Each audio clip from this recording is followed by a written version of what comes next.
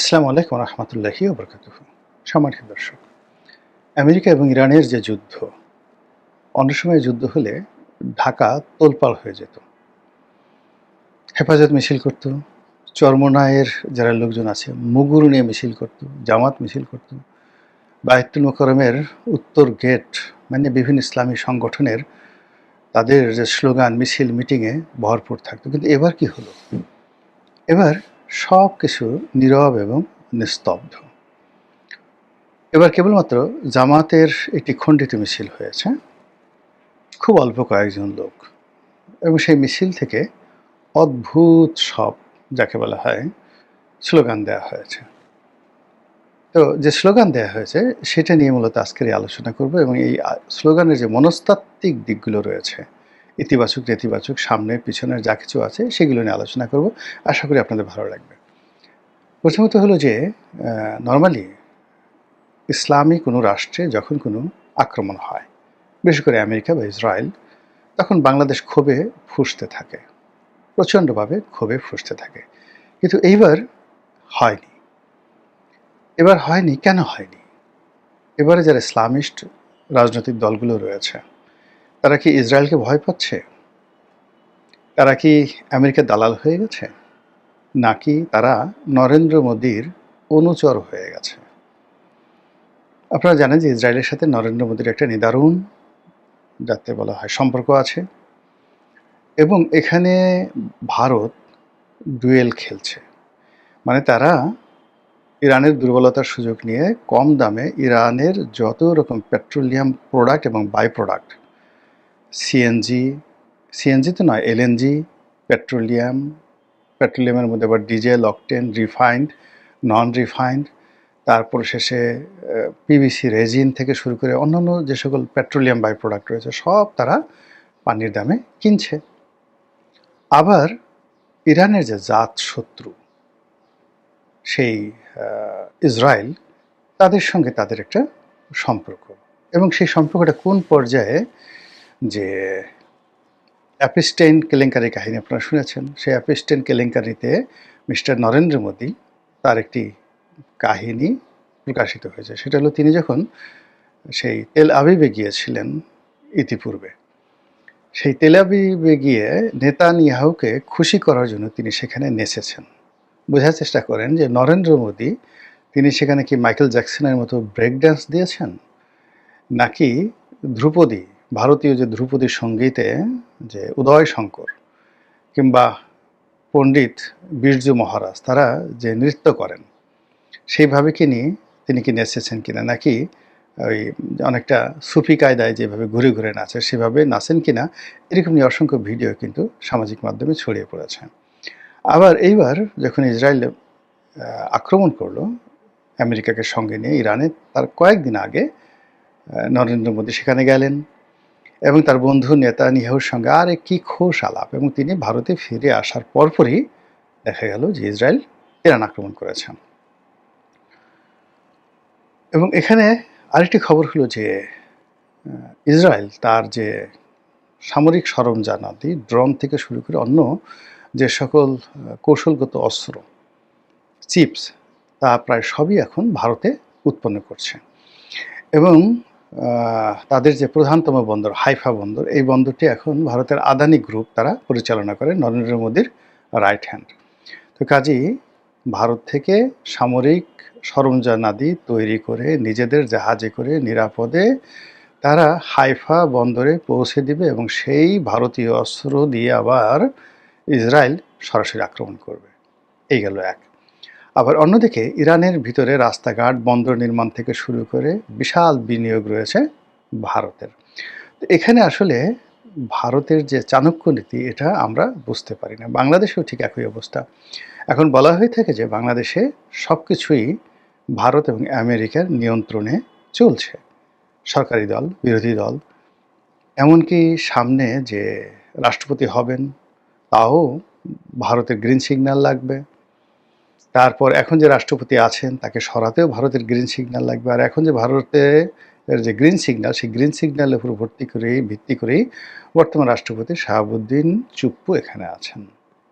কাজেই আমাদের দেশের যে সকল মোল্লারা আছেন, মাওলানারা আছেন, যারা কথায় কথায় জিহাদ করেন, কথায় কথায় আকাশ থেকে আবাবিল পাখি ধরে নিয়ে আসেন, কথায় কথায় মানুষকে অভিশাপ দেন, এবং এরা এতটা শক্তিশালী যে বাংলাদেশে বসে ফু দিয়ে তারা মক্কা শরীফের মোমবাতি নিভিয়ে দেওয়ার ক্ষমতা রাখেন। কিন্তু যে আমাদের রুমিন ফারহানা নামক একজন রাজনীতিবিদ আছেন, রায়বাগিনী, তার হাঁস মার্কাতে হাঁস মার্কার সঙ্গে এরা পারেন না। একেবারে রাম ধরা খান। একটা রমণীর কাছে এবং রমণীর হাঁস মার্কার কাছে তারা নাস্তা নাবুদ হয়ে যান। কিন্তু তারা এত শক্তিশালী, তারা যে কোনো সময় পৃথিবীর যে কোনো শক্তিশালী পরমাণু বোমা তারা ফিনিশ করে ফেলতে পারেন।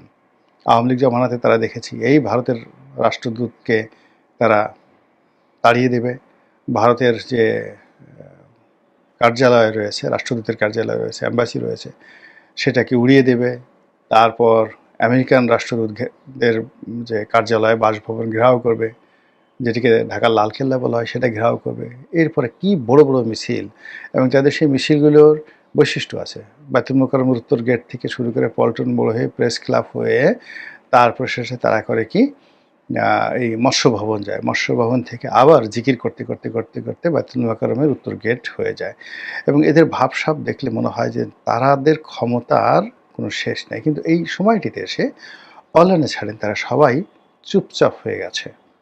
এটা কি ইসরায়েলের ভয়ে, ভারতের কারণে, নাকি ইরান যে একটা শিয়া রাষ্ট্র, আমাদের দেশের বেশিরভাগ যারা সুন্নতি মুসলিম তারা মনে করে শিয়ারা মুসলমান নয়, তারা কাফের চেয়েও খারাপ, কাজে ওরা মরতেছে ভালো, মরুক, ওরা ইহুদের চেয়েও খারাপ। এই কারণে হতে পারে। কিন্তু এইবার সেই ইরান আক্রমণ নিয়ে ঢাকা শহরে এরকম আমরা কোনো হম্বিতম্বি দেখিনি ইসলামিস্টদের। তো এই গেল একটা পার্ট। কিন্তু তারপরেও জামাত কেন এরকম একটা মিছিল করলো, বড় করে না করলো, ছোট একটা মিছিল করলো? এর কারণ হলো জামাতের এটা করতে হবে। করতে হবে হলো জামাত আসলে সরকারকে নাস্তানাবুদ করতে চায়, তারেক রহমান সাহেবকে গালি দিতে চায়, ভীষণ রকম গালি দিতে চায়। কিন্তু গালি দেওয়ার জন্য তারা কোনো সুযোগ পাচ্ছে না। তারা যেভাবে মানে সরকারের খুঁত ধরার জন্য চেষ্টা করছে, তারেক রহমানের খুঁত ধরার চেষ্টা করছে, ঠিক সেই খুঁত পাচ্ছে না। তো সেখানে হঠাৎ করে তারা যখন দেখলো যে এরকম একটা আক্রমণ হয়েছে, তখন সেক্ষেত্রে তাদের কর্মীরা রাজপথে মিছিল করছে যে ইরানে হামলা কেন, তারেক রহমান জবাব দেয়। এখন বলেন তো এর যে হাস্যকর কোনো বক্তব্য আছে, যেখানে আমাদের সরকার প্রধান জনাব তারেক রহমান তার দলের একজন সন্ত্রাসীকে তিনি এখনো পর্যন্ত নিয়ন্ত্রণ করার মতো কার্যক্ষমতা অর্জন করতে পারেননি। প্রকাশ্যে চট্টগ্রামের মতো একটি ব্যস্ত দ্বিতীয় বৃহত্তম মহানগরীর ধনাঢ্য ব্যবসায়ীর বাড়ির সামনে, স্মার্ট গ্রুপের মালিকের বাড়ির সামনে AK-47 দিয়ে যেভাবে গুলাগুলি হলো, সেই গুলাগুলির প্রেক্ষিতে এখনো পর্যন্ত যেখানে ধরা যায়নি কাউকে, সেখানে আমাদের তারেক রহমান সাহেব তিনি উত্তর দেবেন জামাতের কাছে যে আমেরিকার ডোনাল্ড ট্রাম্প এবং নেতানিয়াহু কেন ইরানে আক্রমণ করছে। পাগলের যে মাথা খারাপ, এটা এরকম স্লোগান না দেখলে বোঝা যায় না। তো যাই হোক, তারা এই যে স্লোগান দিচ্ছে, এটা মানুষের অনেকে হাসছে, অনেকে কৌতুক করছে। কিন্তু আমি এর মধ্যে যে জামাতের এবং শিবিরের যে মনস্তাত্ত্বিক বিষয়াদি দেখতে পাচ্ছি, সেই মনস্তাত্ত্বিক বিষয় হলো তারা আসলে এই গত 17 মাসে তারেক রহমান সাহেবকে একটা পিঁপড়ার মতো মনে করেনি। তারা তারেক রহমান সাহেবকে পাত্তাই দিতে চায়নি। তারা তারেক রহমান সাহেবকে প্রাণ ভরে গালাগালি করেছে। 1, 2, 3, 4 তারেক রহমানের ঢ্যাস মার, 1, 2, 3, 4 তারেক রহমানের ঢ্যাস মার। তারপরে মানে টিনের ছেলে কাউয়া, তারেক আমার ঢাউয়া। আমি ঢয়ের জায়গায় অন্য একটা জিনিস বসায় নেন। তো এই সমস্ত কথাবার্তা বলে তারা খুব আনন্দ পেত, এবং তারা মনে করতো যে এই ধরনের গালাগালি শুনে তারেক রহমান সাহেব ভয় পাবে এবং তিনি আর বাংলাদেশে আসবে না। তো যাই হোক, তিনি বাংলাদেশে আসছেন। তো শুধু আসেন নাই, প্রধানমন্ত্রী হয়ে গেছেন। এখন জামাতের যারা লোকজন তাদের তো ভীষণ রাগ। এটা কি হলো? এটা কথার কথা হলো, আমরা যেখানে প্রধানমন্ত্রী হব, আমরা যেখানে দেশ চালাবো, আমরা তারেক রহমান সাহেবকে না মির্জা ফখরুলকে না সালাউদ্দিন সাহেবকে বিরোধী দলীয় নেতা বানাবো, এটা আমরা সিদ্ধান্ত দেব। অনেকটা শেখ হাসিনার মতন করে। রওশন এরশাদ হবে না জিএম কাদের হবে নাকি এরশাদ সাহেব হবে, এটা সিদ্ধান্ত সবসময় শেখ হাসিনা দিতেন। তো এইভাবে জামাতের যারা লোকজন ডক্টর মোহাম্মদ ইউনূসের সাথে বসে, তারপরে সেই আলী রিয়াজ সাহেবের সাথে বসে তারা এরকম ঘুরু করতেন সারাক্ষণ যে কী করে মানে একটি মানে শক্তিশালী নব্য ফ্যাসিবাদ চালু করা যায়, নব্য মবতন্ত্র চালু করা যায়, যে মবের ভয়ে তারেক রহমান সাহেব বাংলাদেশে পাড়া দিতে সাহস পাবে না। কিন্তু তাদের সে স্বপ্ন বাসর ধূলিসাৎ করে তছনছ করে দিয়ে যেভাবে তারেক রহমান সাহেব বাংলাদেশে আসছেন এবং আসার পরে তিনি যেভাবে একটা ক্রেজ তৈরি করে ফেলেছেন, যেভাবে একটা তারেক জ্বর সারা বাংলাদেশে শুরু হয়েছে, এতে করে বলেন তো আপনার আপনি যদি সুস্থ স্বাভাবিক হন এবং আপনি যদি জামাত শিবির হন, আপনার কি মেজাজ গরম হবে না? আপনার কি পেট খারাপ হবে না? আপনার কি দুঃস্বপ্ন হবে না?